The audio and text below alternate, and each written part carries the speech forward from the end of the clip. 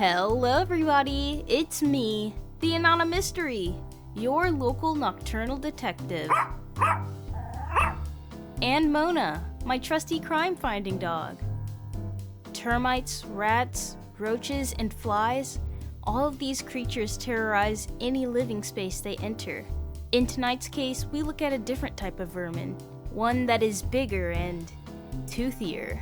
And tonight's case is...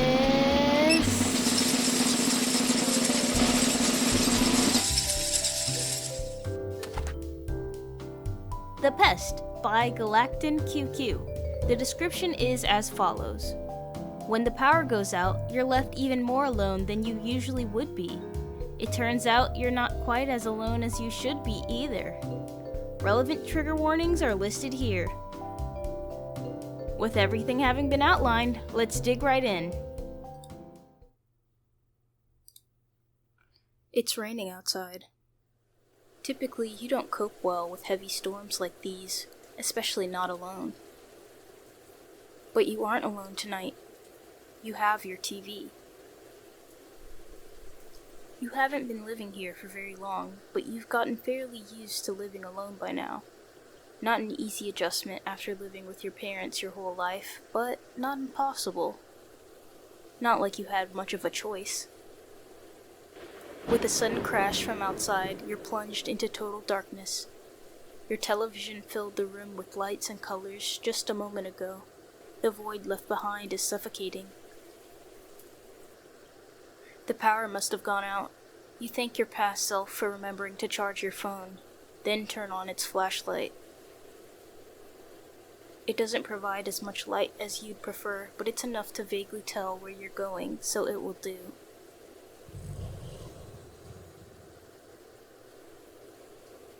What was that sound? You can't even begin to think of what might have caused that, let alone why it would be coming from the basement. Then again, you've been putting off going down there ever since you first moved in, so that wasn't saying much. It's about time you stop procrastinating anyway. You're too old to be afraid of basements and strange noises. With as much courage as you can muster, you make your way into the basement. The door leading into the basement sits conspicuously at the end of your hallway. The placement has always seemed a bit odd to you, even before officially moving in. Certainly didn't ease any worries you had about what might be down there. But that's fine. It's fine. You can be afraid and still do what you're supposed to, right? That's what people do. Everything is pitch black when you look through the doorway. No windows, no electricity, no light aside from your phone. Thankfully, that was just enough to descend the stairs without tripping over yourself. There weren't very many of them, but having to step so slowly through total darkness made it feel like they would never end. Each wooden step creaking beneath your feet. Down. Down, down, until you finally reach the basement floor. Though it takes a moment to navigate, you realize the room isn't very large at all. Not large for a basement, at least. It was about the size of a small bedroom from what you could tell. You try to find anything that might have caused the strange noise you heard. A generator, a boiler. There was no sign of anything like that, though. Not of anything else either. Until you heard it again. That sound. Whatever it was, it sounded much louder now. It had to have come from down here. That's when you find it. Oh. Its body is almost entirely obscured by darkness, and what little you can see does little to help you determine what this creature is. All that is clearly visible to you are its eyes, wide and unreadable, staring, unblinking into yours. What should you do now? We should say first. Run back upstairs or get a closer look. let's get a closer look. You slowly approach the strange creature curled up in the corner. This seems to startle it, based on how it recoils further with each step you take. Regardless, you manage to get close enough to notice something. The creature's back leg seems to be badly injured. They're both twisted and scarred, though it's hard to say how. That must be why it hasn't moved much since you've come down here. How long has it been waiting like this? You can't help but feel sorry for this thing, though, for all you know, trying to help it would just get you killed. You know nothing about this creature or its behaviors. Is it worth the risk to try mending its wounds? Yes. Whether it's dangerous or not, you don't feel right leaving whatever this is down here without help.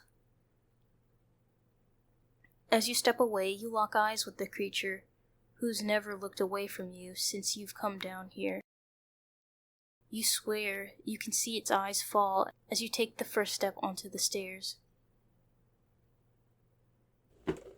Thankfully, you manage to remember where you keep your med kit. The bathroom here is much nicer than in your old house. Not too big, not too small. Still, feels a bit weird to call it that, but that's what it is. Your old house. The one you don't live in anymore.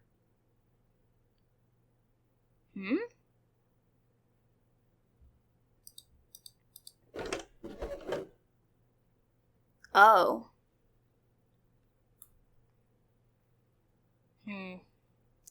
There it is. Your mom insisted on you getting one of these when you moved out, just in case. You figured you wouldn't really do enough to warrant anything beyond a band-aid or a bit of cough medicine, but you're glad you ended up listening to her. Hopefully this will suffice for a monster too. The trip down to the basement feels a bit less nerve-wracking this time. The creaky steps don't startle you as easily.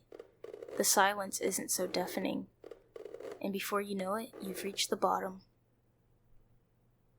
As you approach the creature, you notice its eyes have closed, and it's slumped limply against the cold floor. The subtle pulses in its neck are the only things keeping you from assuming it's dead. It must be asleep.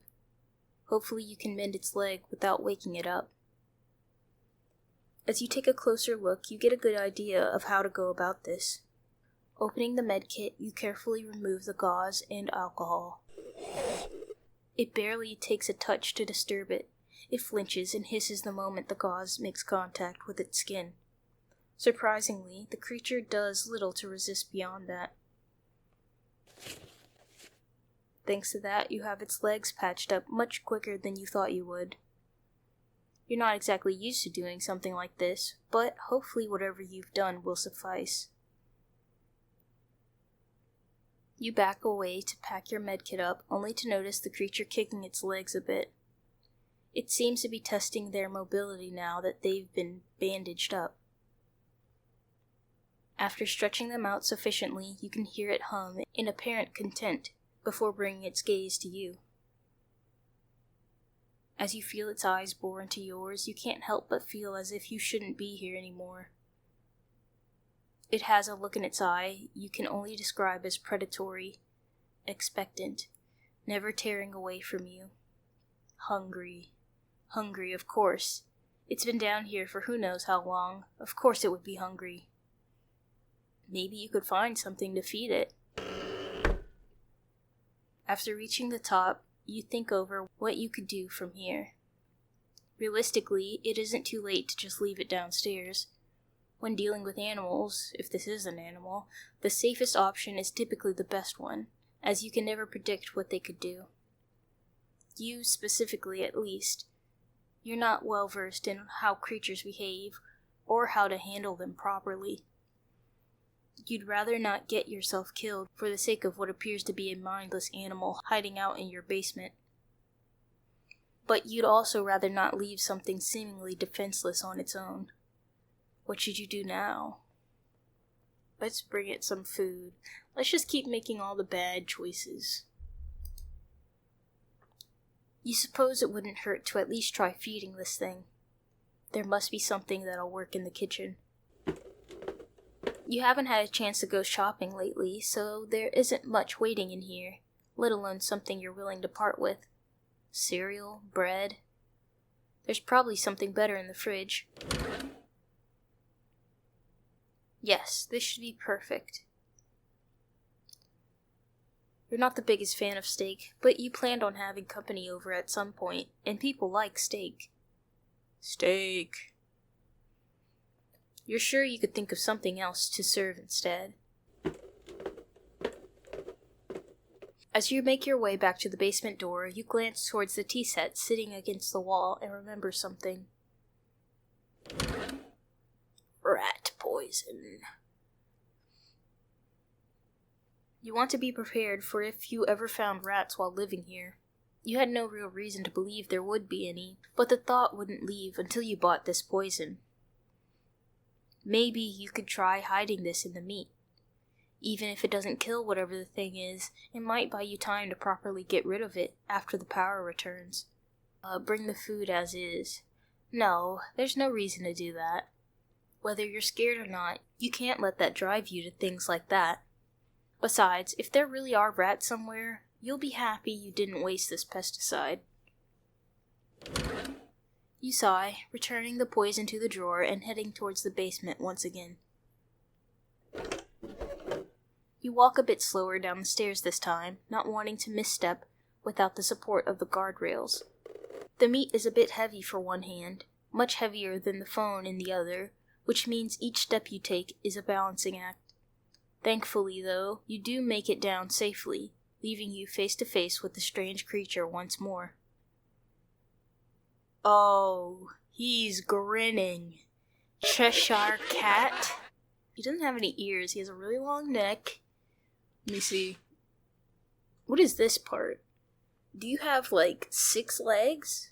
Based on the looks it gives you as you step closer, it clearly recognizes what you've brought it. Best not keep it waiting. Oh, nah. Soon after dropping the steak on the ground, the thing skitters over to it and drags it into the corner. Despite the size of its teeth, they seem to tear through the steak just fine, letting spare bits and pieces splatter onto the floor. With each bite, it only seems to grow hungrier, quickly devouring the morsel without a second thought. Soon, nothing remains of the meat, but the stains on the monster's teeth. The creature hums and licks its lips with apparent satisfaction. It looks as if it could fall asleep here at any moment. It may even be doing so right now, but you wouldn't be able to tell. Best not to disturb it. As much as you'd like to just get back to how your life has been and leave this creature you found downstairs, you realize that doing so isn't an option anymore. It is no longer held back by harm or hunger. At any moment, it could break through that door and sate its appetite with your flesh. However you do it, you need to keep that from happening. What do? Kill it? Or, All wrong answers. Let's go with, When you go back downstairs, the creature is in the same position it was in when you left it. Now, though, it seems to actually be asleep. No turning back now. Oh, maybe it wants to be my friend. Are you really going to do this? Putting blind faith in the nature of a dangerous animal? Putting your life in something else's hands? That's something only a child would be naive enough to believe would end well. You kneel down beside its limp body before slowly, carefully reaching out to touch its head. It seems startled when you do, recoiling as if your touch would brand it. After a moment, though, it seems to realize you mean it no harm, allowing you to gently run a hand over its head. The thin patches of fuzz tickle your skin. It doesn't react to your touch, not visibly. But when you pull your hand away, it seems to follow it with its head, as if it were attached to you. You hold your hand out again, palm up this time, and to your surprise, the creature takes it. with its own. We're holding hands? With that little venture sorted out, you have nothing else to worry about as you wait out the rest of the power outage. You don't miss your television programs nearly as much as you thought you would. Sure, it's still quiet, but it isn't quite as lonely as it usually would be. You aren't alone tonight, as you so often are. You have a friend. Your friend hasn't stopped staring at you since you let it upstairs. Admittedly, it's a bit unsettling, but you know it can't help that.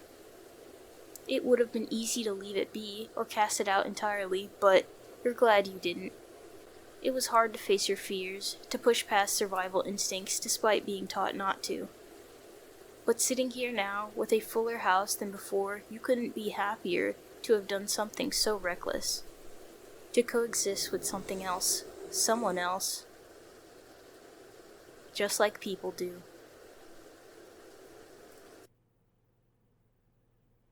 Hey, so we got our first ending. Very cool, very nice. Alright, so what happens if we say to kill it up here? You step close enough to stand over the monster, leaving your phone on the ground with the flashlight pointed to the ceiling. Even without its assistance, you can see well enough to target the creature's neck. It seemed feeble enough to strangle, no weapon needed. Slowly you wrap your fingers around it. Begin to squeeze. It stirs. Before you can even think, you find yourself knocked back against the floor. You scramble to pick up your phone and manage to get yourself standing again. Just as you're about to run back upstairs, though, you're forced to the ground, your phone flying out of your hands and scraping against the floor. Oh, there's no running away now. You have to take responsibility for what you've done. Like people do. Oh, sickening.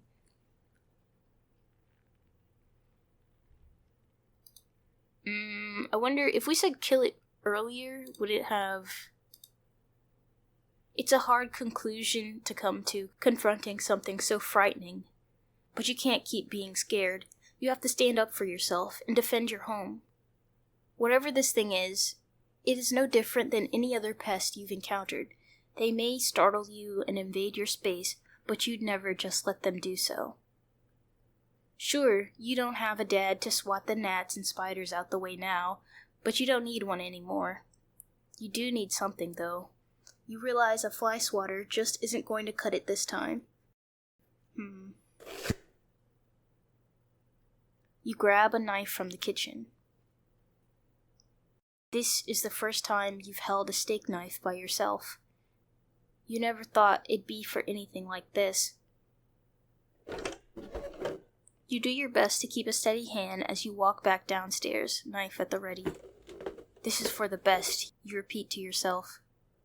Considering its condition, you're likely ending this thing's misery regardless. It just has to be done. As you approach the monster, it seems far less passive than before, though it still remains in the same corner of the room. With how little it's moving, it seems like killing this thing will be a bit easier than expected.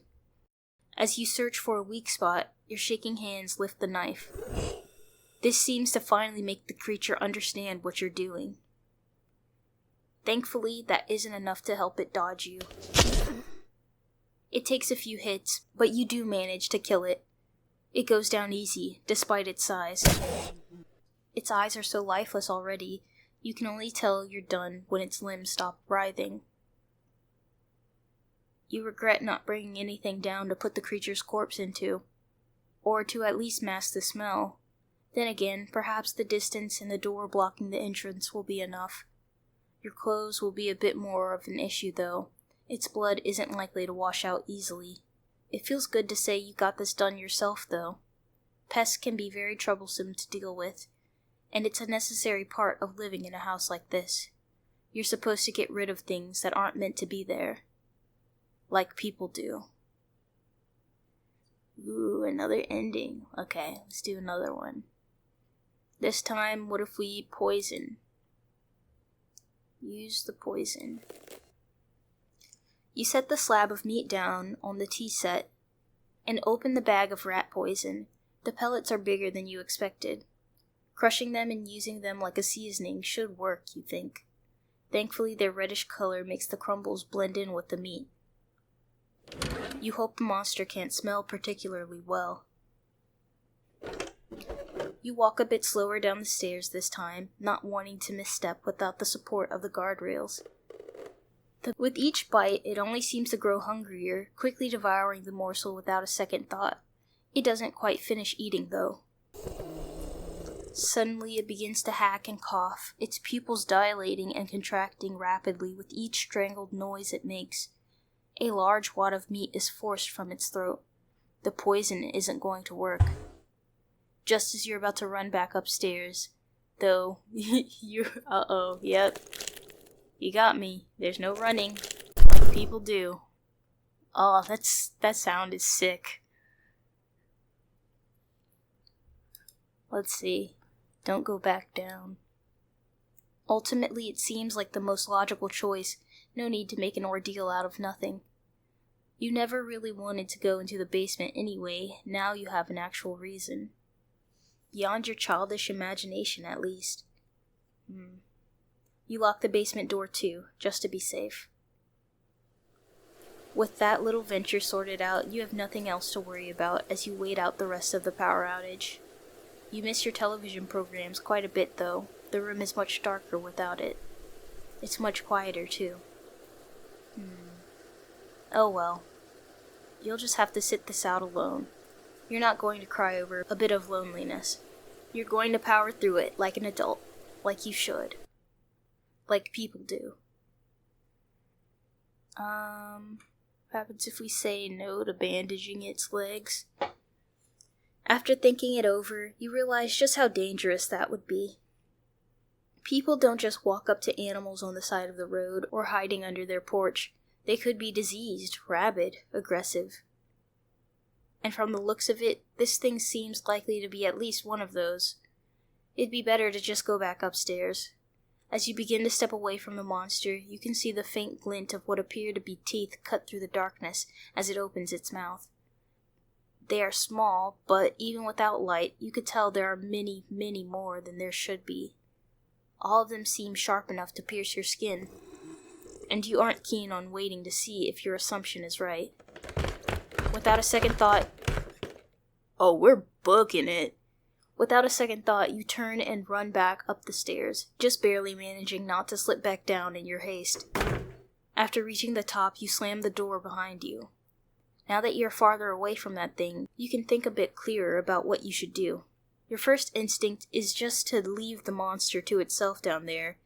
You never noticed it before, and it's lived this long, so leaving it to its own devices again would likely be fine. Still, part of you worries about what could happen now that this creature knows of your presence, and that you know of it. Maybe it would be better to keep it from becoming a problem. It's not like you can just call an exterminator for something like this, right? It takes a moment for you to settle on. Let's see. Leaving it downstairs? Ultimately, it seems like the most logical choice. No need to make an ordeal out of nothing.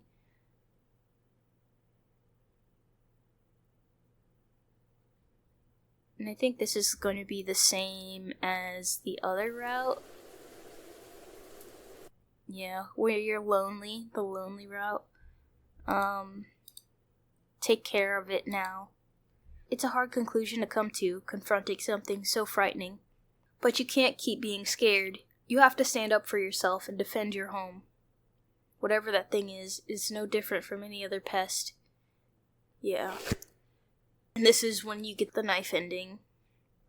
Okay. Let's load. Let's run back upstairs. See the teeth, and then that just ends up going back to that branch. Alright. Well. And that was the Pest. I really appreciate the different endings. Even if you make one small change, you could end up with a completely different ending, which made every choice matter. I think the creature may be a representation of the main character's inner self, or the emotional turmoil they face. We don't get a lot of details on how the situation came to be, but we know that this is the main character's first time living on their own away from their parents. Similarly, we don't know how it happened, but the creatures spawned in our basement. The main character lived with their parents their whole life, and it can be a difficult and lonely adjustment. That discomfort can feel alien and take the form of the strange creature. In the Pest, you can choose to tend to the creature's wounds and take care of it, or ignore it and go back to living how you were before. Similarly, you can address your sense of loneliness, start the healing process and take care of yourself, or ignore it and remain in complacency. I think if we were to follow this metaphor, poisoning the creature could be some form of self-sabotage, and killing it would be repressing your feelings completely. It works for some people, but for others, it can make their situation a whole lot worse. Or I could be reading too much into things, and this creature is just a creature that you can befriend. Either way, I thought this game was very interesting. If you, viewer, want to play the Pest yourself, I put a link to the page down below. Oh, look at the time! The sun will be up soon, which means it's my time to go. Remember to like and subscribe if you like my content, and leave a comment on what you thought about the game. I hope you all have a wonderful day. Remember, stay sharp and stay curious. Bye!